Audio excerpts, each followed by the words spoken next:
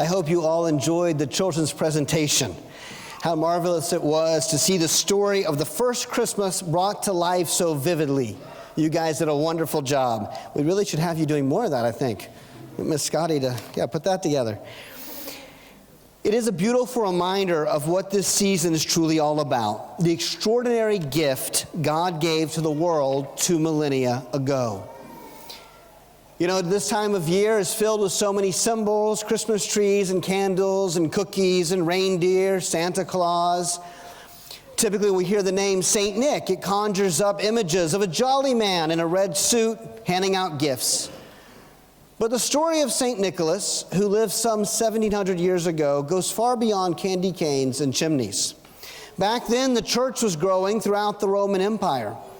Bishops oversaw local pastors, but no one oversaw the bishops themselves. So, when someone's teachings clashed with someone else's teachings, these bishops had to meet, and they had to settle important questions of the faith.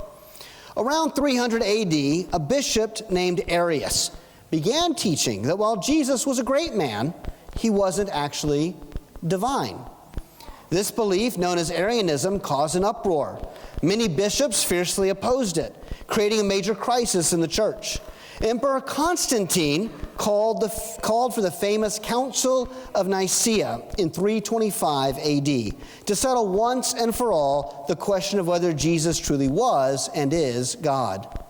When Arius stood before the council to defend his views, a certain Bishop Nicholas, yes, that Saint Nick, grew so offended by Arius' words that according to tradition, he jumped up and punched Arius in the nose. Quite a departure from our usual image that we have. Yet that fiery act reveals something crucial.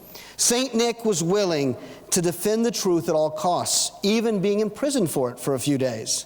He was determined to uphold the belief that the baby born in Bethlehem was none other than God in the flesh, sent to dwell among us.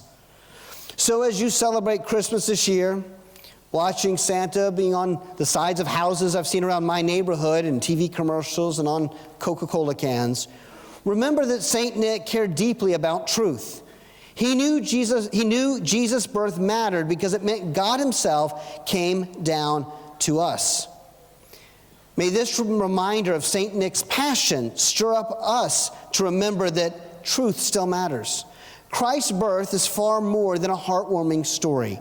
It's the astounding reality that God lovingly entered our broken world to save us. Yes, Christmas is a season of giving, of laughter, of time with family, and a time of looking back. We look back at the newborn in the manger, born to a couple who couldn't even find a spare room.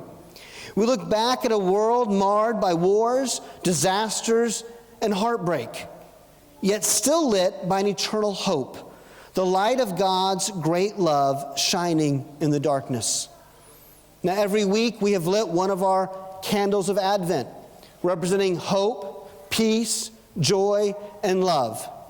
And traditionally on Christmas Eve, we then light the one in the middle, which we call the Christ candle.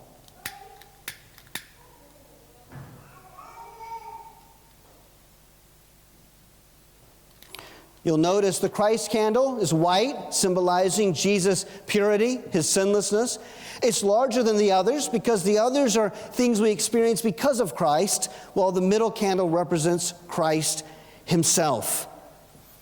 And that light which has come into the world, these flames remind us, even when it seems small, the light overcomes the darkness.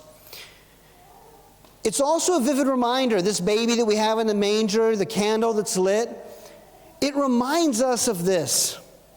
Jesus meets us where we are, not where we ought to be. Jesus came into a dirty, filthy place, into a broken world. Jesus comes into your life. If you know him today, he's in your life. If you don't, he wants to come into your life.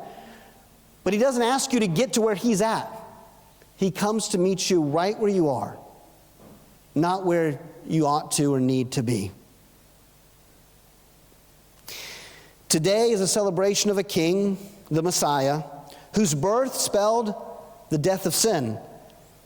It's the triumph of good over evil in our world and in our own hearts. It's the triumph of God over Satan, and it points us to everything that truly matters.